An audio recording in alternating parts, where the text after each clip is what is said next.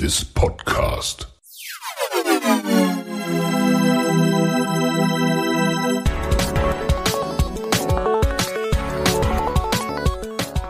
Water Polo Expert Talk. Get the insights.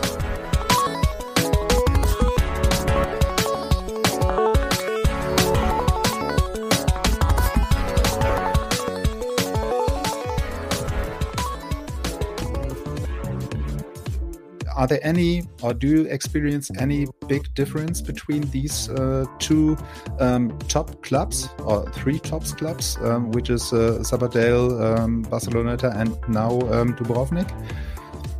I can't say much about Barceloneta and Juca. I know from my experience, I was so young. But I know that they were so professional in a lot of aspects. But I feel the difference between Juca and Sabadell. But it was because it was my personal experience. At some point of Sabadell, I spent too much years. I think so. And then I accommodate myself and I downgrade the exigence to me. So when I moved, I had the struggles to recover the exigence, to recover to lose the accommodation. Mm-hmm. So I really think that maybe even for example in the Croatian Cup, we had a speech the week before from our captain, from Tony Popadic, and he told me that he told us that nowadays the most important thing is the Croatian Cup. There's nothing else. Everything we are going to focus is in the Croatian Cup, and we are going to win it. Is what he said. I never had or never heard something like this in Sabadell. Me as a captain, I was never mentally allowed to put this pressure in the players, and we always had the mental block to play against Barceloneta. Mm-hmm. And I think that we can learn a lot from outside teams, that their only mental goal is to win. And I was so close to win titles with Sabadell. To be last year 3 seconds. The last 3 seconds, Pavilar scored us and we lose in penalties for the King's Cup. I also lost. We were beating Barceloneta 6-2 or 7-2 with Chava Gomez in a playoff in the last match, and we lose. So, it destroys you, but at the same time you think, I know that these kind of things are quite controversial, but it's what I felt. And I love Sabadell. But at the same point, I think that the exigence has to be harder. Has to be, you played so good, but you always lose by 1 goal. You're so close. And people can say you are so close. Yeah, but it's only so close. Then, 1 year you take the Super Cup, you beat them in penalties. I know that these things are quite, and somebody will say something, but I don't care. I mean, we need to change the mentality. Mm-hmm. Yeah, and that is then, when I understand it correctly, then something you have really learned or experienced then on another level, in another way than in Dubrovnik. Yeah, I mean, in Dubrovnik, I do a mistake. It happens the same with national team. I think I do a mistake and I go to the bench. And then a player will take my place. Then I need to train harder to take this player the place. And this is a clear competitivity. Is a healthy competitivity. Then you share a beer, and that's all. And I think that in my personal experience, I lost that when at the very beginning. Okay, I was young and I need to take my place, but when you manage to get into it, and then playing 32 minutes, I never complain. I mean, I like to play. Who know? who don't like to play? So, but I don't know. I felt when I left Sabadell, this was one of the reasons for me that I need to find me again.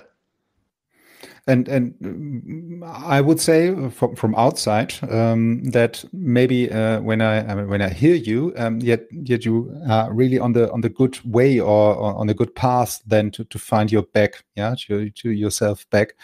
But I think then it was clearly the right decision. So looking in the past again, that's really brings you personally also one step further than at the end.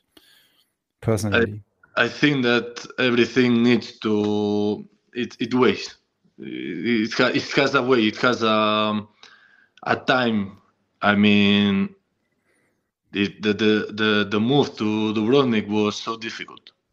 Every time I heard about Sabadell, I try to stay with them, and then at some point I say, "Oh, but I need to feel it. I want to feel something else." Yeah, it's maybe I could maybe not really imagine that, but you have really spent so much time also with these club, and you do not really want to fully lose the connection, so which is for me personally totally normal that when you spend so many years in this area, in this club, and you leave the club, that it's not really completely gone, so which is, to be honest, no, I mean, the normal thing. The main goal was to end good. I mean, I feel the club. I feel like Croatia, like the players from Dubrovnik feels Juk. I feel Sabadell, and for me, it's my weakness. I always said it. I spend too much time. I know almost everyone there. I'm in very good touch with the workers, with the. So I love it, but but I needed to be selfish with me. To think only about me. And this is then again the point which really the national team at the end has also benefit from. So when you are develop or growing with the several stages or clubs, you join, and you have a player in a national team who's really then feeling good because he's developing himself with these step from Sabadell, for example, to Dubrovnik, also then with the benefit from the national team. Which is. I mean, I was in talks with the coach, and he said me that if I feel that, I need to do it. The later, don't to regret. Okay, maybe I stay in Sabadell one more year because it's the easy choice.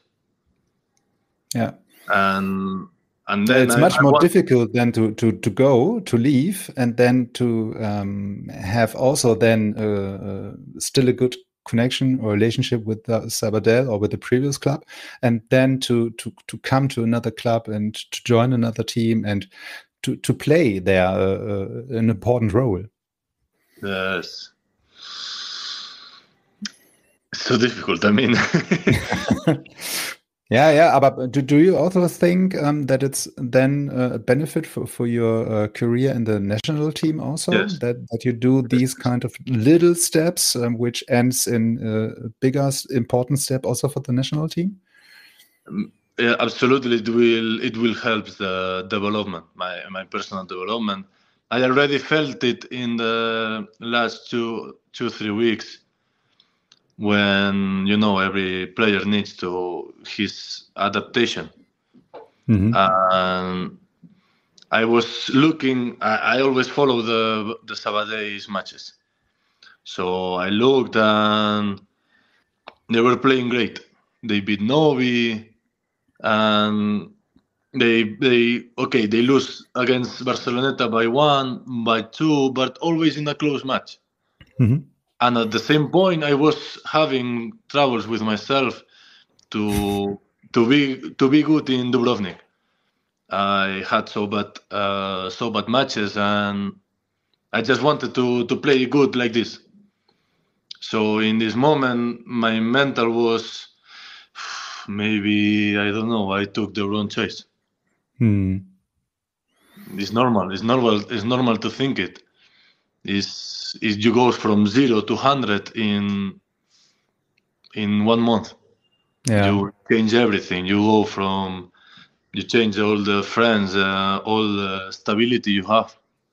Yeah, so which is also maybe then a normal situation when you're leaving a club, joining another club, and then maybe in the first year, for example, you do not really have then the chance to show your fully potential, yeah, and Yeah. have so much good matches, yeah. So as you said, then maybe then in the first year you have these kind of troubles and issues and You need to some mental know things.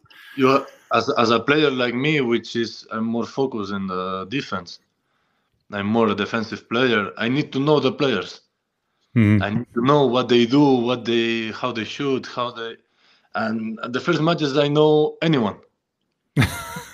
So I was like running like a chicken without head. Like I don't know where to go. I don't know what to do. I'm just having insecurities. My shoot was like 15 years old. All these the issues you face when you move. Yeah, absolutely. And the national career, then that's maybe then the next step after the club career. The career in the national team was also, I would say, very successful. Yeah. So how would you describe your career in the national team? So because not each player is really able to say, okay, I'm a world champion or Olympic Games attendee. It's really impressive from seeing from outside these kind of medals and rankings and things like that. How would you describe your national career? Are there any highlights or lowlights maybe? Well, the highlight for sure is the world champion. I mean, that's no, It but was not uh, so serious meaning question. yeah, no, but at the same level. I mean, I did the first official in Barcelona 2018, and I tattooed. I have a tattoo of Barcelona 2018. So for me, Barcelona 2018 was the first time, but at the same point, the most important moment in my life, because the dream of every player is to make a championship in his country, and you, so your friends, your family can go to watch you. They don't need to rent. They don't need to travel. They just come to the pool. You book him the tickets. You go outside, and then you have your grandfather, your grandmother, and you make photos. It's so important. It's so special. And Hmm. if you make a medal after I don't know how many years, that's the climax. of the situation. Imagine what Croatians felt when they won the European in Zagreb. Sorry, in a split. Imagine what they felt. For me, it was so special to this feeling. And after that, it's when I start to play and to be part of the team with in the hand of David Martin when he joined the national team. And I think the career can't be okay. It can be more successful because we lose 2 titles in the penalties. But if you think we never for the moment, thinking about the past, we never lose the chance to play for the title. We lost in semifinals. Okay, it's okay. But we are playing the maximum level, so it's just it's so special. Yeah. So that you have each time when you go to these kind of tournaments, really have the ability or the mental strength to say, okay, we are able to make a medal. Yeah. So we are able to play for the first 3 places. Yeah. So that you have the confidence to do that and say that, okay, we are able to do that. Yeah, absolutely. I mean, you have to trust in the process to say like this, and the other national team starts to think about you as a favorite, and that's also so important. Yeah, and maybe this gives some people or someone maybe then again the even negative or positive pressure. Yeah, so to say, okay, they see me as a favorite here. Then I have maybe 2 options to say, okay, it's fine with me. I'm the favorite. Who cares? And on the other side, maybe to give you some blocks somewhere in your body, in your brain, or So it's really these both situations or options. What is it for you? Is it positive or negative then in this case? For me, it's positive. I mean, I always had the personality that in the tough moments to go for it, never step back. So every time that someone put pressure on us, I tend to like it. I tend to say, okay, yeah, you put the pressure, you will see. You're right. I'm the favorite here. Yeah. I mean, who wants to come to? Who wants to try to beat us? Okay, of course we can lose a match. Of course, if not, it's the dream team, But okay, come, try it. Yeah, and when you really have then the believing in yourself, then maybe it's also easier to win at the end close matches. Yeah. So and close matches are I guess a little bit the normal way during these kind of medal matches, beginning at the quarterfinals and semifinals and so on. So it's not so often that the matches are very clear at this stage. Yeah. So and during close matches, I guess I only tell a guess here that it's really then the benefit when you really have the believing in yourself and the confidence to say, okay, I'm the favorite here. It's okay. Then I win the match with 1 goal. It's okay for everybody. Yeah. Also, I think that you ask about because this is also important in my personally, that you ask about the downgrades or the tough moments. Yeah.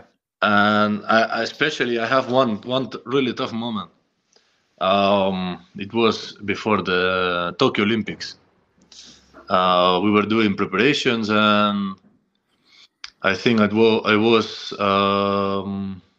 move on. No, kick out from the team the last 2 weeks. And in my belief, I thought that I was going. So I was preparing myself to go.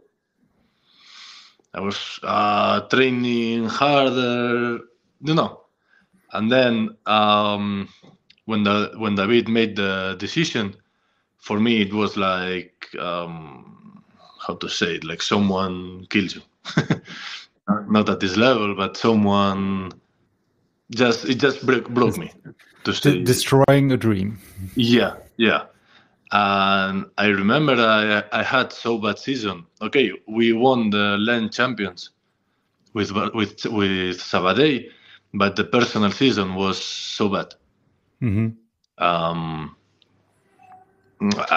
It's hard to say that I was depressed, but I didn't have such a big depression, but I felt it. I was struggling all the year to take it to go to try to forget it, and then I find and then comes the World Championship in Budapest, the summer, the next summer, and I really thought that I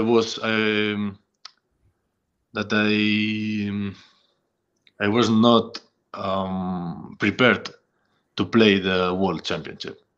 I mean, what happens if I go out again? Will I continue playing?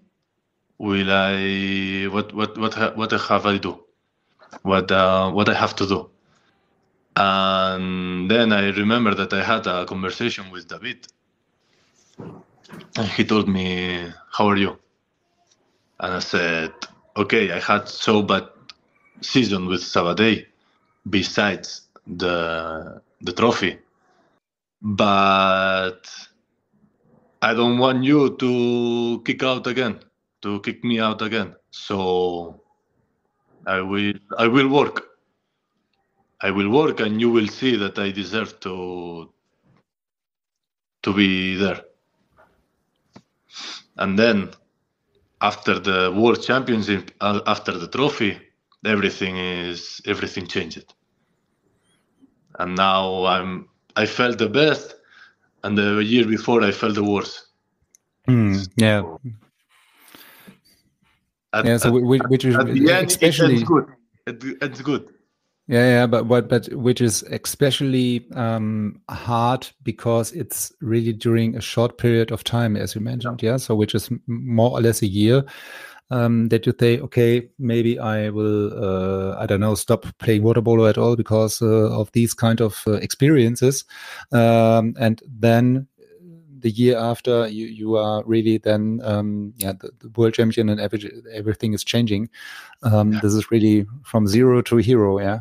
Yeah, absolutely. So but regarding the national team, you're really now at the very beginning mentioned back or traveled back to Spain and starting the preparation right now for the next championship, right? Yeah, we start the 11th on Monday. Okay. Yeah, so then you have at least 2 days to recover. Yeah. from the last trophy in Dubrovnik, then to the next trophy, maybe with the national team guys. I hope so. Yeah. So I think then you have again the situation that many people saying, okay, you're the favorite again, or one of the favorites again, maybe. But when you say it's more than fun for you or good for you, then it's okay. Yeah, so everybody can say what they want. When you say, okay, it's fine with me, I'm a favorite, go for it. Yeah, it's right. Why not? Yeah. So what is your feeling, or do we have a feeling? What is possible then beginning of next year? Who knows? I mean, there's so many possible during these days. Yeah, everything can happen, but I don't know. I don't know in which moment of your career you are to face 2 championships in 4 weeks. I don't know if mentally you are prepared. all of this is new, you know. Yeah. It's Yeah, better to stay a little bit humble and say, okay, let's see what's going on, because maybe the Europeans is too hard, or maybe no. Maybe the Doha is yeah. It's a special situation, it's so for special, all of the people moving to Yeah. these kind of championship in a very short period of time. And then you end in Doha and you start with the clubs again, but you felt it like it was a little bit holidays in the club, but you arrive in the moment of the season that you start to play for all the titles. Yeah. So which is you makes don't it have quite enough time impossible. to fix all the pieces. Yeah. So it's really not the best, not the easiest period of time. Maybe then, as you mentioned, when you play all the important matches at the end of the season, and then also again 2 tournaments with the national teams around these kind of trophy matches in the club area or the club area. It's very difficult. Yes, I could imagine. We will see. Maybe it works good for us. Maybe we win everything. Who knows?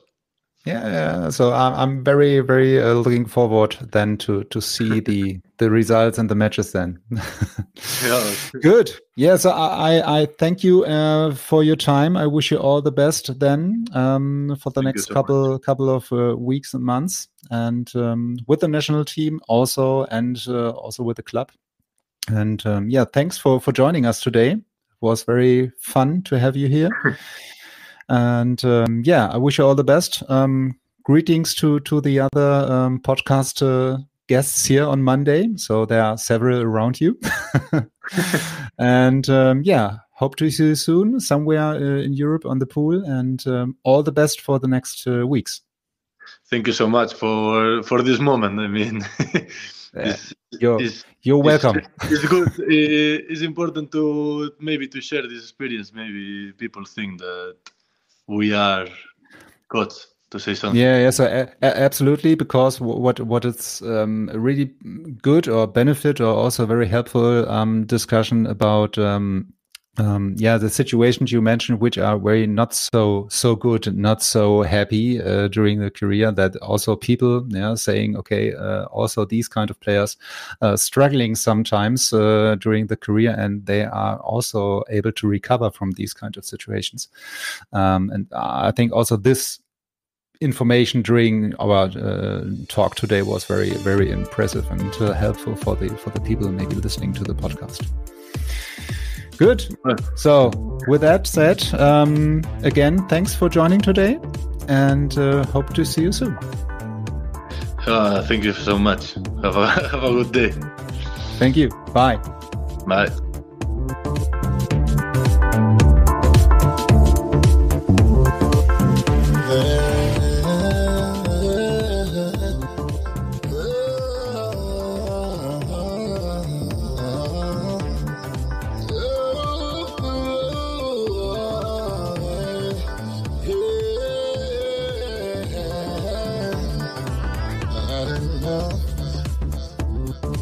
Yeah, I'm through.